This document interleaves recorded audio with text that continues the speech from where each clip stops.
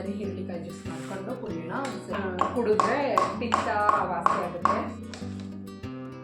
ಹಿರಳಿಕಾಯಿನ ನೋಡಿಲಿ ನಾನು ಸಕ್ಕರೆ ಹಾಕ್ಬಿಟ್ಟು ಸಹ ತುಂಬ ಚೆನ್ನಾಗಿತ್ತು, ಸಖತ್ತಾಗಿದೆ. ಒಂದ್ಸರೆಲ್ಲರೂ ಈ ಥರ ಚೆನ್ನಾಗಿ ಮಾಡದೇ ಇದ್ದೇ ಅದು ಸಖತ್ತಾಗಿತ್ತು.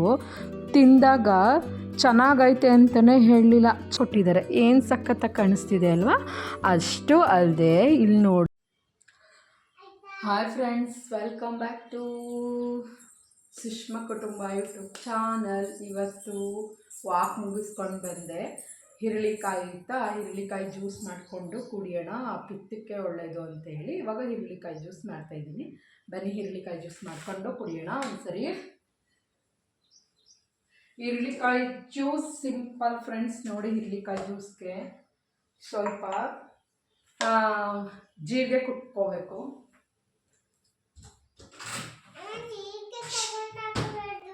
ಜೀರಿಗೆ ಹಾಕೋಬೇಕು.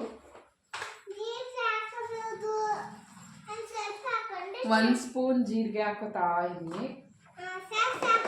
ಸಾಕಾ?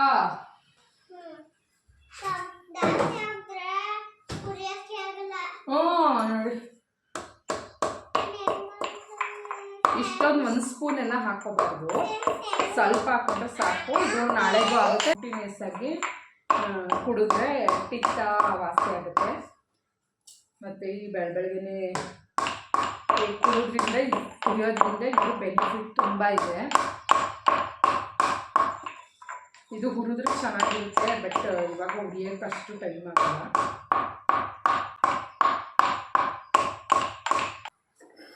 ಗ್ಲಾಸ್ ತೊಳ್ಕೊತೀನಿ.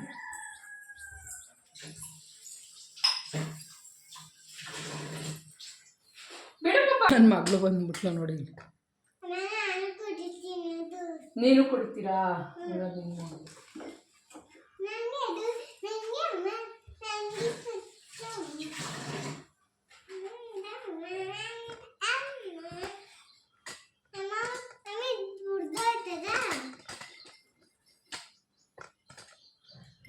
ಹಾಗೆ ನನ್ನ ಮಗಳು ಮಾತನ್ನು ಸಹ ಕೇಳ್ತಾ ವಿಡಿಯೋನ ಎಂಜಾಯ್ ಮಾಡಿ.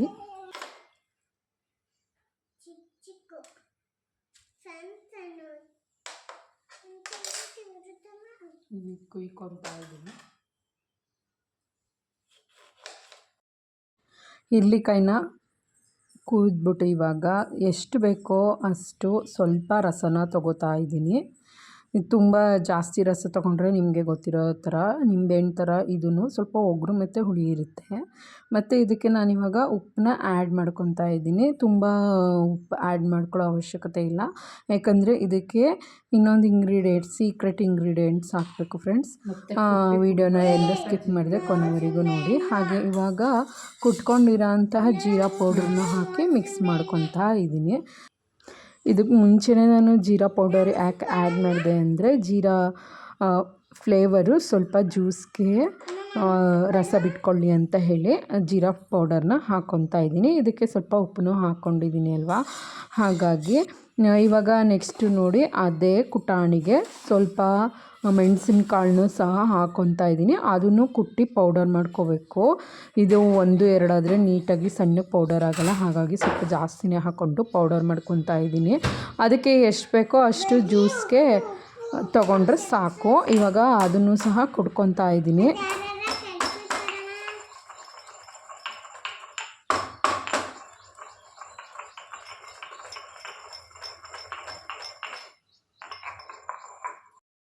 ಇವಾಗ ಕುಟ್ಟಿದ್ದಾಗಿದೆ. ಇದನ್ನು ನಾನು ಜ್ಯೂಸ್ಗೆ ಹಾಕ್ಕೊತಾ ಇದ್ದೀನಿ. ಇವಾಗ ಆಗಲೇ ಜೀರಾ ಫ್ಲೇವರ್ ಸ್ವಲ್ಪ ಅದರದ್ದು ರಸನ ಬಿಟ್ಟಿದೆ. ಈಗ ಅದ್ರ ಜೊತೆಗೆ ಪೆಪ್ಪರು ಸ್ವಲ್ಪ ಹಾಕ್ಕೊಬೇಕು. ಹಾಕಾದ್ಮೇಲೆ ಇದು ನೋಡಿ, ಇದೆ ಸೀಕ್ರೆಟ್ ಇಂಗ್ರೀಡಿಯೆಂಟ್ಸು. ಏನಪ್ಪ ಅಂದರೆ ಸಕ್ಕರೆ. ಉಪ್ಪು ಮತ್ತು ಸಕ್ಕರೆ ಹಾಕಿದ್ರೆ ಯಾವುದೇ ಜ್ಯೂಸ್ ಆದರೂ ಸಖತ್ತಾಗಿರುತ್ತೆ ಅಲ್ವಾ? ನೋಡಿ, ನಾನು ಸಕ್ಕರೆ ಹಾಕ್ಬಿಟ್ಟು ಅದು ನಾನು ತೊಗೊಂಡಿರೋದು ಅಂದರೆ ನಾನು ಯೂಸ್ ಮಾಡೋ ಕಂಟೈನರೆಲ್ಲ ಗ್ಲಾಸ್ ಕಂಟೈನರ್ ಆಗಿರೋದ್ರಿಂದ ಇಡೋಕ್ಕೆ ಅಂತ ಹೋದೆ. ಇಲ್ಲಾಂದ್ರೆ ಅವಳು ಸಕ್ಕರೆ ತೊಗೋಬೇಕು ಅಂತ ಹೇಳಿ ಬಾಟಲ್ನ ಉಂಟಿಸ್ಬಿಡ್ತಾಳೆ ಅಂತ ಹೇಳಿ ಇಡೋಕ್ಕೆ ಅಂತ ಹೋದರೆ, ನೋಡಿ ಇಲ್ಲಿ ಆಳು ಒಳಗಡೆ ಇರೋಂಥ ಸಕ್ಕರೆನೇ ಹಾಕ್ಕೊಂಡು ತಿನ್ಕೊಂಬಿಟ್ಲು ಫ್ರೆಂಡ್ಸ್. ಇಷ್ಟ ಆಯ್ತು. ಇವಾಗ ಸಕ್ಕರೆ ಸ್ವಲ್ಪ ಮೆಲ್ಟ್ ಆಗಲಿ. ಮೆಲ್ಟ್ ಆದಮೇಲೆ ಅಂದರೆ ಕರಗಲಿ ಸಕ್ಕರೆ ಆದಮೇಲೆ ಇವಾಗ ಸರ್ವ್ ಮಾಡಿದ್ರೆ ಆಯಿತು. ಇದು 3 ಗ್ಲಾಸ್ ನನಗೊಂದು, ನನ್ನ ಮಗಳಿಗೊಂದು, ಹಸ್ಬೆಂಡ್ಗೊಂದು. ಇದು ಖಾಲಿ ಹೊಟ್ಟೆಲೆ ಕುಡಿದ್ರೆ ತುಂಬ ಬೆನಿಫಿಟ್ ಇರುತ್ತೆ ಮತ್ತು ಪಿತ್ತ ಎಲ್ಲ ವಾಸಿ ಆಗುತ್ತೆ. ಇವಾಗ ಜ್ಯೂಸನ್ನ ನೋಡಿ ಅವಳಿಗೆ ಹಾಕ್ಕೊಟ್ಟೆ. ಚೆನ್ನಾಗಿದೆ ಕಣಮ್ಮ ಅಂತ ಫುಲ್ ಕುಡ್ಕೊಂಡ್ಳು. ಯಾಕಂದರೆ ಶುಗರು ಮತ್ತು ಸಾಲ್ಟು ಎರಡು ಮಿಕ್ಸಿಂಗಲ್ಲಿತ್ತಲ್ಲ, ಸಖತ್ತಾಗಿರುತ್ತೆ. ಅದರೊಳಗಡೆ ಜೀರಾ ಫ್ಲೇವರ್ ಸಹ ತುಂಬ ಚೆನ್ನಾಗಿತ್ತು. ಸಖತ್ತಾಗಿದೆ, ಒಂದ್ಸರಿ ಟ್ರೈ ಮಾಡಿ. ಇದು ಕೆಳಗಡೆನೇ ಎಲ್ಲ ಕೂತ್ಕೊಂಡ್ಬಿಟ್ಟಿದೆ.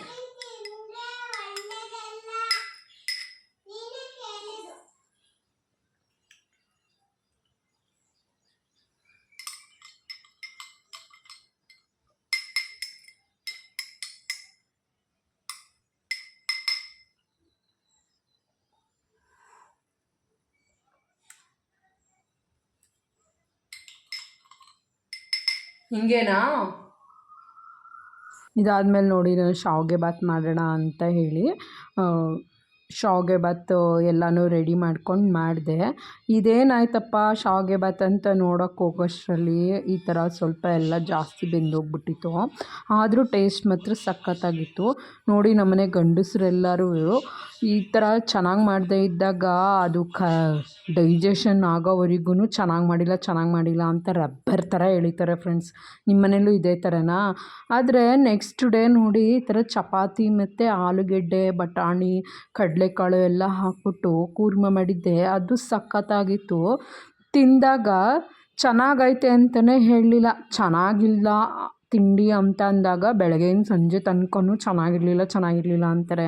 ಆದರೆ ತಿಂಡಿ ಚೆನ್ನಾಗಿ ಮಾಡಿದಾಗ ಏನು ರೆಸ್ಪಾನ್ಸು ಇರೋಲ್ಲ. ಸುಮ್ಮನೆ ತಿಂದ್ಬಿಟ್ಟು ಹೊರ್ಟೋಗ್ತಾರೆ.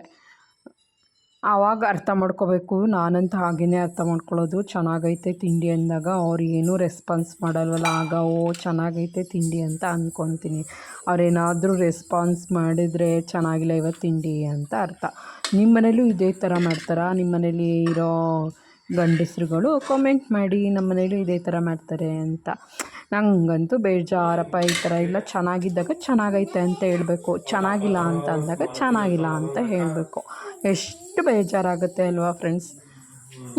ಇನ್ನು ನೋಡಿ ಇದಾದಮೇಲೆ ನಾನು ಮೀಶೋದಿಂದ ಒಂದು ಡ್ರೆಸ್ ತರಿಸಿದ್ದೀನಿ. ಇವಾಗೆಲ್ಲ ಟ್ರೆಂಡಿಂಗಲ್ಲಿ ನಡೀತಾ ಇರೋ ಕಲ್ಲರು ರಸ್ಟ್ ಆರೆಂಜ್ ಕಲ್ಲರು. ನೋಡಿ ಈ ಥರ ಫ್ರಂಟ್ಗೆ ಒಂದು ಎಂಬ್ರಾಯ್ಡಿಂಗ್ ಲೇಸ್ ಹಾಕಿ ವಿತ್ ಅದ್ರ ಜೊತೆಗೆ ಚಿಕ್ಕದಾಗಿ ಬ್ಯಾಕು ಮತ್ತು ಫ್ರಂಟು ನೆರಿಗೆಗಳನ್ನ ಕೊಟ್ಟಿದ್ದಾರೆ. ಏನು ಸಖತ್ತಾಗಿ ಕಾಣಿಸ್ತಿದೆ ಅಲ್ವಾ? ಅಷ್ಟು ಅಲ್ಲದೆ ಇಲ್ಲಿ ನೋಡಿ ಹ್ಯಾಂಡ್ಗೆ ಸಖತ್ತಾಗಿರೋಂತಹ ಜಿಗ್ಜಾಗ್ ಶೇಪಲ್ಲಿ ಈ ಥರ ಥ್ರೆಡ್ ವರ್ಕ್ ಕೊಟ್ಟಿದ್ದಾರೆ. ಅದು ಪಿಂಕ್ ಆ್ಯಂಡ್ ರಸ್ಟ್ ಆರೆಂಜ್ ಹಾಗೂ ವೈಟ್ ಕಲರ್ ಮಿಕ್ಸಿಂಗಲ್ಲಿ ವಾವ್ ಅನ್ನೋ ಥರ ಕಾಣಿಸ್ತಿದೆ ಅಲ್ವ ಫ್ರೆಂಡ್ಸ್? ನನಗಂತೂ ಹಾಗೆ ಕಾಣಿಸ್ತಿದೆ. ಇನ್ನು ಇದನ್ನ ಪ್ಯಾಂಟ್ ನೋಡಿದ್ರಂತೂ ನೀವು ದಂಗಾಗೋದಂತೂ 100ಗೆ 200% ನಿಜ. ಯಾರಿಗಿಷ್ಟ ಆಗುತ್ತೋ ಬಿಡುತ್ತೋ ಗೊತ್ತಿಲ್ಲ. ನನಗಂತೂ ನೋಡಿ ಇಲ್ಲಿ ತುಂಬ ಇಷ್ಟ ಆಗೋಯ್ತು. ಆದರೆ ಇದ್ರ ದುಪ್ಪಟ್ಟ ಮಾತ್ರ ಸಖತ್ತಾಗಿ ಥ್ರೆಡ್ ವರ್ಕ್ ಮಾಡಿದ್ದಾರೆ ಫ್ರೆಂಡ್ಸ್. ಹಾಗೆಯೇ ಹೆವಿ ಲೆಂತಾಗಿದೆ. 2 ಮೀಟರ್ಗಿಂತ ಇನ್ನೂ ಜಾಸ್ತಿ ಬರುತ್ತೆ ಅಂತಲೇ ಅಂದ್ಕೊಬೋದು. ನೋಡಿ ಪ್ಯಾಂಟು ಹೇಗೆ ಕಾಣಿಸ್ತಿದೆ ಅಂತ. ಪ್ಯಾಂಟು ಸಹ ಇವಾಗ ಟ್ರೆಂಡಿಂಗಲ್ಲಿ ಓಡ್ತಿದೆ. ಇದು ಮುಂಚೆ ಎಲ್ಲ ಅಂದರೆ ಇವಾಗ ಒಂದು 15 ಇಯರ್ಸ್ ಬ್ಯಾಕು ಈ ಥರ ಪ್ಯಾಂಟ್ ಬರ್ತಿತ್ತು. ಈ ಪ್ಯಾಂಟ್ಗೆ ಏನು ನೇಮು ಅಂತ ನನಗಂತೂ ಗೊತ್ತಿಲ್ಲ. ನೋಡಿ ಎಷ್ಟು ದೊಡ್ಡ ಪ್ಯಾಂಟ್ ಬಂದಿದೆ ಅಲ್ವಾ? ನಿಮಗೇನಾದರೂ ಇದ್ರ ಲಿಂಕ್ ಬೇಕು ಅಂತ ಅಂದರೆ ನಾನು ಡಿಸ್ಕ್ರಿಪ್ಷನಲ್ಲಿ ಹಾಕಿರ್ತೀನಿ, ಹೋಗಿ ಬೈ ಮಾಡ್ಕೊಳ್ಳಿ. ಆರಾಮಾಗಿ ಇದ್ರ ಪ್ರೈಸ್ ನಿಮಗೆ ಗೊತ್ತಾಗುತ್ತೆ. ಈ ಪ್ರೈಸ್ಗೆ ತುಂಬ ವರ್ತ್ ಅಂತಲೇ ಹೇಳಬಹುದು. ಆ ಥರ ಇದೆ ಈ ರಸ್ಟ್ ಆರೆಂಜ್ ಕಲರ್ ಡ್ರೆಸ್. ನಾನಂತೂ ತುಂಬ ಇಷ್ಟಪಟ್ಬಿಟ್ಟೆ ಕಣಪ್ಪ ಈ ಡ್ರೆಸ್ನ. ಇಂದಿನ ಬ್ಲಾಗ್ ಇಷ್ಟ ಆಗಿತ್ತು ಫ್ರೆಂಡ್ಸ್. ಈ ಬ್ಲಾಗ್ ಬಗ್ಗೆ ನಿಮ್ಗೆ ಏನು ಅನ್ನಿಸ್ತು ಅನ್ನೋದನ್ನು ಕಾಮೆಂಟ್ ಮಾಡೋದನ್ನು ಮಾತ್ರ ಮರಿಬೇಡಿ. ನೆಕ್ಸ್ಟ್ ಸಿಗೋಣ. ಬಾಯ್, ಟೇಕ್ ಕೇರ್.